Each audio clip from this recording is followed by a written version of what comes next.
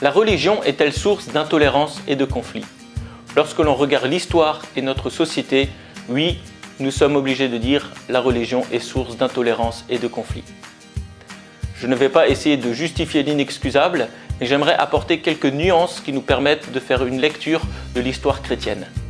La première nuance que j'aimerais apporter, c'est la distinction entre l'exclusivité et l'intolérance. Le christianisme est exclusif dans le sens qu'il dit qu'il n'y a qu'un seul chemin pour aller vers Dieu, c'est Jésus-Christ, mais cela ne veut pas dire qu'il est intolérant. Il a de fortes convictions, il les défend, mais cela ne veut pas dire qu'il va jeter tout le reste à la poubelle ou qu'il va assassiner les personnes qui ont des avis contraires. Imaginez par exemple que vous êtes militant du parti X et que vous pensez que le candidat X est le meilleur pour apporter toutes les solutions dans notre pays. Cela ne veut pas dire que dès que vous allez voir un militant du parti Y, vous allez lui sauter dessus et lui couper la gorge.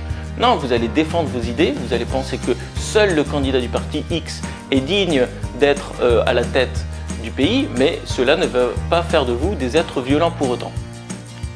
La deuxième distinction que j'aimerais apporter est la différence entre un chrétien culturel et un chrétien authentique. Beaucoup d'atrocités ont été faites au nom du Christ, mais est-ce que les personnes qui l'ont fait étaient vraiment d'authentiques chrétiens?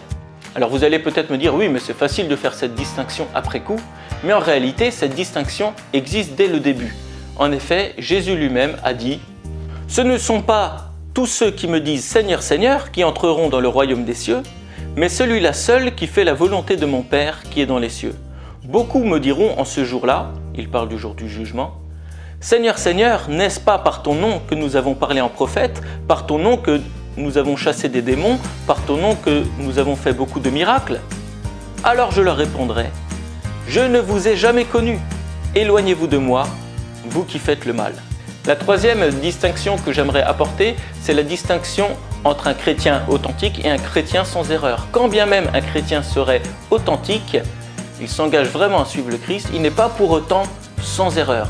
Et le propre du christianisme, ce n'est pas de faire des gens parfaits, c'est de rendre les gens humbles et prêts à reconnaître leurs erreurs.